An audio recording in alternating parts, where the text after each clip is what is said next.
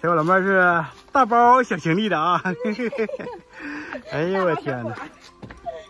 来一趟没待几天，这家就走了。这送我妹回家中途休息啊，路过这个高速服务区，领她吃一个美食茶叶蛋。刚才已经吃了5个了，她还要再买5个给我吃。一个人我感觉说最多也就吃3个鸡蛋，但是我吃8个鸡蛋。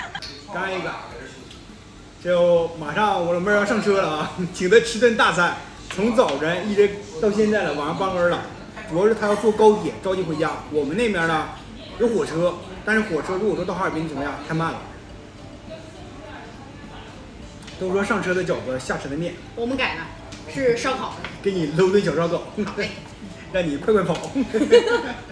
够用。到地方了啊！来，这个是个高铁站。把东西收拾好啊！妈，我想拉不拉东西啊？没拉。那灵芝啥的呢？蜂蜜。你看我的手是脚印的。你那灵芝、蜂蜜啥的呢？装好了，在箱里，装箱里。装箱里了。我要怕丢了。必须的，这个是必须的。我帮你订一个。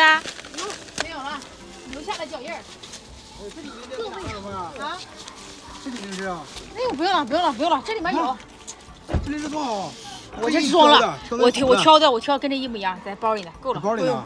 不是我多拿2个，你拿我家泡酒。谢谢你啊，心意领了，谢谢。收着，留着，箱着，自家采，快留好，没事。送站人员请止步，到门口就完事儿了。你可以停了，我就可以停了。你可以停了，再见。但是说高铁确实快啊，从这个地方到哈尔滨是多长时间？2个小时，2个多小时到哈尔滨了。如果说从我家到哈尔滨的话，需要14个小时。整坐1宿的车，对，1宿。我妹妹因为明天上班嘛，所以说着急。对，慢点的啊。好嘞。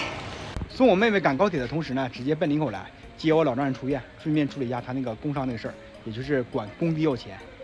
到时候他那个腿呢，基本上就是靠养。如果说周边有什么化绒啊，或者什么大腿膜呀，在这边再踩一踩。有这么一句话，人生每次的离别都是为了下次更好的相遇，不知道大家是怎么认为的？可以在我的评论区下方留言。希望我们今天的视频先到这里吧，喜欢小亮的视频呢，多点关注，我们就下期见。